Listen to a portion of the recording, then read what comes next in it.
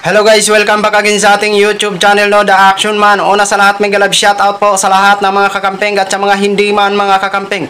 Kung interesado ka sa bidyong ito, patapusin mo na hanggang dulo at huwag nyo nang kalimutan na i-like at i-share ang ating video para malaman naman ng ilan sa ating mga kababayan na nagtutulog-tulugan sa katotohanan. So muli naman nagbabalik ang nag-iisa nyong host na si The Action Man para magbigay ng komentaryo at reaction sa mga mainit ng issue ng bayan. So ito ho mga ka-action, mga kakampeng, may gusto lang ho ako na i-share sa inyo about po ito sa pag-aangas ni Senador Rapi Tulfo ho, mga ka-action, sa isang hearing sa Senado na kung saan may iniimbestigahan po sila at tinawag po itong stupid law. Ngunit pumalag po ang isang attorney ng bayan, walang iba kung hindi si Attorney Claire Castro. Highly recommended ko po ang channel ni Attorney Claire Castro, Batas with Attorney Claire. Yun ha. Batas with Attorney Claire Castro. Patas po siya kung lumaban, wala po siyang kinakatigan. Maganda po ang kanyang explanation at ito nga, basag na basag ang angas ni Senador Rapi Tulfo sa kanyang pag-aangas sa pag-iimbestiga dyan sa Senado. So wag na ho natin patagalin mga ka-action. Siya nga pala, ilalagay ko po yung link ni Attorney Claire dyan sa description box para sa hindi pa po nakapag-subscribe, suportahan nyo naman po si Attorney Claire Castro ha. Batas with Attorney Claire Castro ang kanyang YouTube channel. Maraming salamat po sa inyo ha. I-click nyo lang ho. Maraming salamat. Panoorin na ho natin ang nasabing video. Hello everyone! Welcome back to my YouTube channel, Batas with Attorney Claire Castro. Ang pag-uusapan natin ngayon ay yung nangyaring hearing nito lamang September 25, 2023 sa Senado. Ito ay patungkol muli sa kinahinatnan at kung ano yung nangyari kay Nanay LV Vergara. Dito kasi, biglang uminit ang ulo ni Senator Rapi Tulfo. Sinabi pa niyang, stupid law. Ano kayang law yung sinasabi niya? Kasi binanggit niya yung qualified theft. May binanggit din siya tungkol sa mga labor laws. May binanggit din siya tungkol sa kasambahay law. So, ano ba doon ang stupid law na sinasabi niya? O ano ba doon ang stupid law na sinasabi niya? Ang Dolly Mimaropa, ang field office namin noong August 11, at pinag-submit po ng mga proof of compliance yung ating mga employers, no, kasi base sa findings ay yun nga po, wala silang records do sa tindahan, hindi nagbibigay ng SSS Pag-ibig at PhilHealth sa worker, 13th month pay, lahat po ng mga benefits, no? At yung nakaschedule po ito, Your Honor, ng dalawang mandatory conference bago mag-issue ng compliance order ang DOLE. September 12 po, hindi sila sumipot, wala pong, at September 19 po, ang pangalawang conference. Pagkatapos ng dalawang conference na yun po ay magka-issue Okay, so in short, lahat ng empleyado nila ay walang benefits at sinadyang nila na hindi bigyan ng benefits. Nalaman nyo na lamang na wala palang benefits ay dahil nung nagkaroon ng hearing. Okay. So far, ano po dito sa inyong investigasyon? Pero sir, ito lang yung mga nandun sa tindahan nila nung time na yun. Kasi sila, iba ka po yung iba ay wala na nung time na yun eh. Pero hahabulin pa rin po natin yung mga hindi nila. So anong violation? Dan sa violation nila, anong kaparusahan ang ipapataw after na ma-complete yung investigation nyo and nakita nyo na guilty siya? Ipo-compute po namin sir kung magkano yung dapat na sweldo ng mga tao na nandun sa tindahan at yun po ay kailangan bayaran. And then anong parusa? Well, Anong parusa? Anong parusa? See? Stop. Ito, Mr. Chair, ang sinasabi ko eh. Ito eh. Stupid law. Ang ibig mo man sabihin, yung nagbalangkas ng revised penal code ng Pilipinas ay stupido. Dahil sa revised penal code nakalagay ang qualified theft. Sinasabi mo rin bang stupido ang nagbalangkas ng Labor Code of the Philippines? At stupido rin ba yung author ng kasambahay law? So ano yung hindi stupido? Yung bill na gagawin mong batas, natatanggalin mo ang mga domestic servant o yung mga helper sa kasong qualified theft pag sila ay nagnakaw? Qualified, sandali lang po. Sorry. I mean, hindi patas ang batas. pagkasambahay nagnakaw, qualified theft at makukulong. Pag si amo nagnakaw, hindi nagbigay ng tamang sweldo, hindi nagbigay ng tamang benepisyo, pagbabayarin lang, absuelto na. Salma. Makiilang beses na ba natin pinag-usapan ito kung bakit pumapasok ang mga household helper na kapag nagnakaw ay qualified theft ang kaso? Iyon ay dahil sa trust and confidence na ibinigay ng kanilang mga amo. Hindi naman lahat ng sitwasyon ay kagaya nung kay Nanay LV Vergara. Meron din naman talagang magnanakaw, nakasambahay. Hindi mo yan maikakaila dahil marami na ring news ang naglipana at umamin pa sila na talagang kinuha nila yung mahalagang bagay na pag-aari ng kanilang amo. Alahas, pera, cellphone.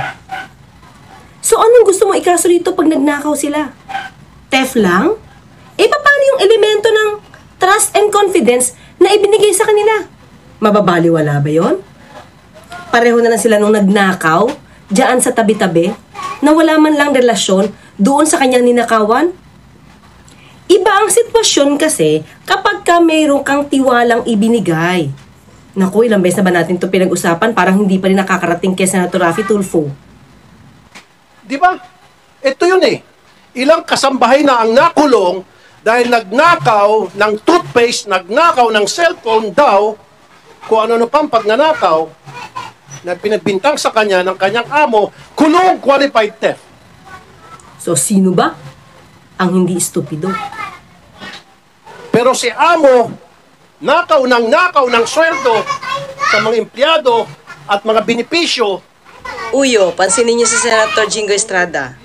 Parang sumasakit na yung ulo sa mga sinasabi ni Senator Raffy Tulfo. At kapag nalaman ng dole, walang parusa kundi pagbabayarin lang. Walang kulong. Mapapamura lang tayo rito. Oh, Senator Tulfo, hinay-hinay lang sa pagmumura kasi. Huwag kayo magalit sa dole. Kasi ang dole ay walang kapangyarihang magpakulong. Kahit sabihin pa na ang amo ay napatunayang hindi nagbabayad ng sweldo sa kanyang mga kasambahay. Ang kapangyarihan lamang ng dole ay ipatupad kung ano yung labor laws. So, kung hindi nagbabayad ng sweldo, yun lang, magbibigay sila ng order or decision na dapat bayaran yung kakulangan niya sa kanyang mga empleyado o kasambahay. Hanggang dun lang po. This is a big injustice to the poor. See? Kaya tatanungin kita, anong parusa, Direktor? Hindi mo rin ba alam yung ibang mga batas na existing na patungkol dyan sa tinatanong mo? Kasi naman, may mga batas na tayo. I-check nyo lang po muna o kaya i-request nyo yung mga lawyers nyo na i-research yung mga nais nyo, hanapin at alamin. Gusto ko kulong. Kasi kung hindi, then it's about time baguhin natin batas natin, Mr. Chair. We have to come up with legislation na dapat lahat ng amo na nagnanakaw sa kanilang mga empleyado talagang makulong. And Ang lakas makasigaw. Talagang bidang-bida sa mga mahihirap nating kababayan.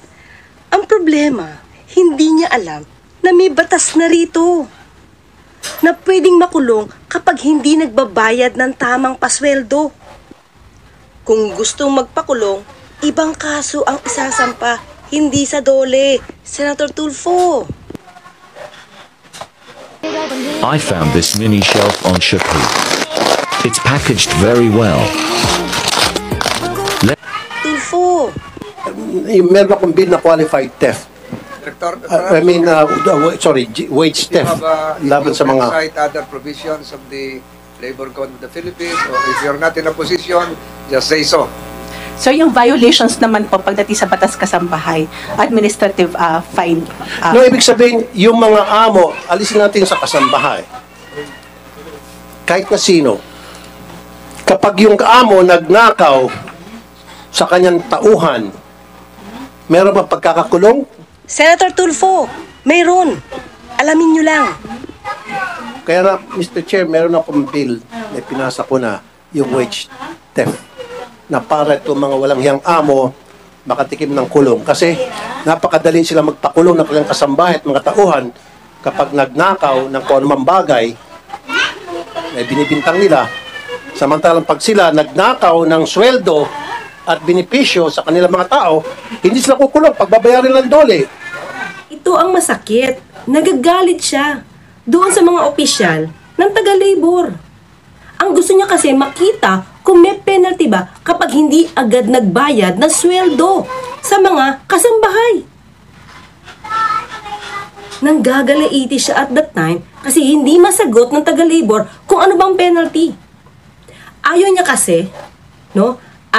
kasi na magbabayad lang ng danyos o ng mga hindi nabayarang sweldo o benepisyo. Ang gusto niya kulong. Nako, Senator Tulfo. Research po. Ano ba yung pinag-usapan nating benepisyo rito?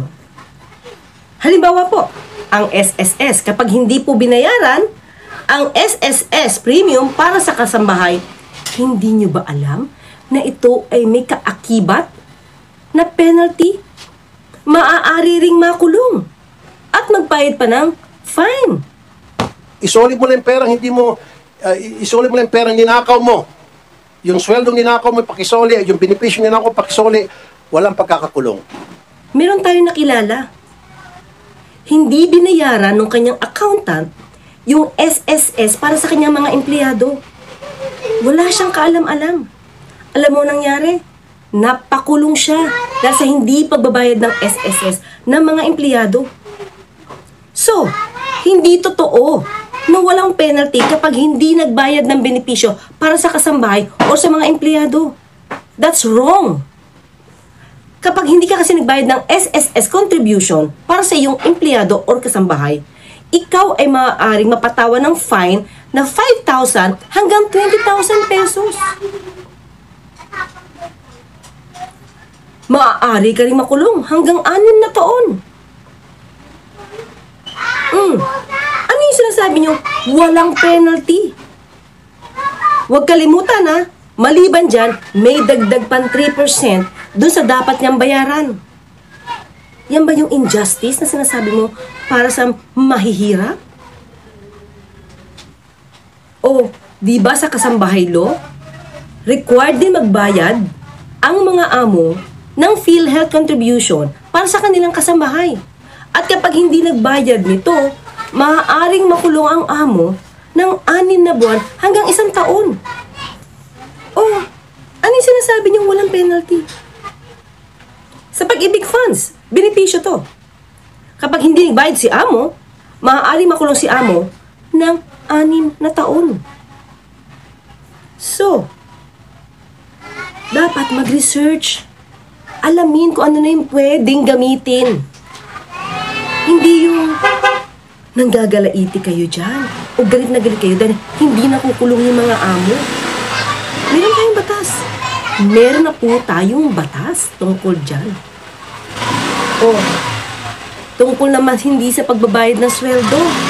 Sabi nila nakaw daw yung mga sweldo na hindi ibinibigay sa mga kasambahay. Teka lang. May batas na rin po tayo dyan. Panahon pa po ni FBR. O, anong batas ito? Ito yung RA 8188. An act increasing the penalty and increasing double indemnity for violation of the prescribed increases or adjustment in the wage rates. Amending for the purpose Section 12, Republic Act numbered 6727, otherwise known as the Wage Rationalization Act.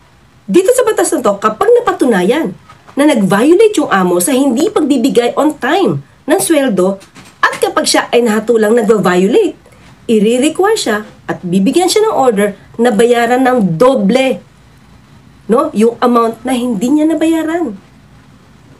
And those employers who refuse or fail to pay the minimum wage rates ay maaari silang bigyan ng order na magbayad ng fine na not less than 25,000 pesos and not more than 100,000 pesos. O kaya ay makulong ng not less than 2 years but not more than 4 years. Ay makulong ng not less than 2 years, but not more than 4 years. Hindi patas ang batas. No. Mr. Estrada, would you like to interject? With You're the, the author of permission. the Kasambahay Law. With the permission of Senator Estrada. Senator Tulfo, we are here to investigate this maltreatment of this kasambahay named Aling LV in aid of legislation. O ayan, niremind ka tuloy ni Senator Jinggoy Estrada na yung hearing ay purposely in aid of legislation. Hindi para, alamin kung sino sa mga resource person ang nagsisinungaling? Yes, I am the main author of Batas Kasambahay, and I am open to revise or to amend or to improve this Kasambahay bill. That is why I am thankful to the chairman of the Committee on Justice that he has conducted several hearings with regard to this to the maltreatment of Manang LV, and as what you said, Senator Tulfo, you are one with me in improving this Batas Kasambahay bill. That is why I, as the principal author of Kasambahay bill, admits that there are some loopholes in this bill. That is why I am open to amending or revising this particular bill. Thank you, Mr. Estrada. Mr. Chair, not only dun sa mga kasambahay, maging sa mga trabahador, be that trabahador sa factory, trabahador sa security guard, factory worker, ganun eh. Sabi na rin natin, Senator Tulfo, yung mga construction worker. Construction worker. Pag Sabado, walang sweldo yung iba. Yes, pag nanakaw yun. Na, pati face mask. Hindi lang po ako kasambahay. sinisingil. Hindi, ibahin natin kasi hindi sila kasama sa bahay. So, siguro that's a separate bill. Yeah, I know. What I'm trying to say in general, Senator Estrada, hindi lang yung sa kasambahay law, kundi maging sa lahat ng batas, labor code natin, dapat yun yung babaguhin. Yun yung siguro babaguhin natin dahil maging yung sa mga factory worker, maging sa mga security agents, security guard, maging yung sa mga nagtatrabaho sa kahera, sa tindahan, ninanakawan po, even while we speak, libo-libo pong mga manggagawa na ninanakawan po araw-araw ng kanilang mga amo. And yet, kapag na-discover later on ng dole na ninanakawan yung kanilang mga manggagawa, yung dole, inspection, and then pag nakita na guilty, pagbabayarin lang, sabihin, isoli mo lang ninakaw mo sa iyong mga empleyado, and then, tapos na. Pero pag yung si worker, alam mo, si security guard, nagnakaw sa amo, kulong agad sa kasong qualified theft. Yun yung pinapoint out ko. Ay naku, maling-mali talaga yung ganyang pag-iisip. Maling-mali. May batas na rito. So huwag ka nang manggalaiti. Kailangan na lamang dito ay i-implement. So aralin mo yung sinasabi nyo, wage theft law na balak nyong gawin. Baka maging redundant ulit. Kasi meron na. 1996 pa to. Hindi lang na i-implement. So, bago mag-init ang ulo, aral-aral muna. Hanggang sa muli, magkita't magkarinigan tayo. Ako po si Atty. Claire Castro, nagpapalalang, huwag tulugan ang inyong karapatan. Alright, yun na ho, mga ka-action, mga kakamping, no, napakinggan na po natin ang magandang paliwanag ni Atty. Claire Castro. Wala na pa akong masabi about sa case na inaano ni Mr. Senador Rapi Tulfo. Nasabi na po ni Atty. Claire, no, abogado na po ang may sabi. Okay? Okay, doon kasi sa sinasabi ni Senador Rapi Tulfo, kapag amo, walang kulong. Hindi naman ho, lahat. Hindi naman po lahat. May mga nakikita din po tayo na may napaparusahan. Pero mas marami po talaga ang hindi napaparusahan. Dahil nagagamit nga po ang kanilang impluensya. Ano po ba ang laban ng mga kasambahay? Laban sa amo nila. Kasambahay ka lang, may pera ang kalaban mo. At kaya pagalawin ang pera, wag lang sila makulong. No? Pero may mga nakukulong man talaga. No? Pero mas marami talaga ang na-absuelto sa mga ganitong cases, no? Kasi gaya nga natin, walang laban ang walang pera kaysa may makapangyarihan. Lalot-lalot, malakas pa sa mga tao na nilalapitan nila. So hanggang doon na lang ho tayo, no? So, maraming salamat sa iyo, Attorney Claire, sa maganda mong paliwanag na pagsupalpal dito kay Senador Rapi Tulfo, kasi ito kasi minsan kasi ito si Senador Rapi Tulfo, akala niya siguro nasa radio station niya sa action Rapi Tulfo in action. Kaya kung makaasta diyan.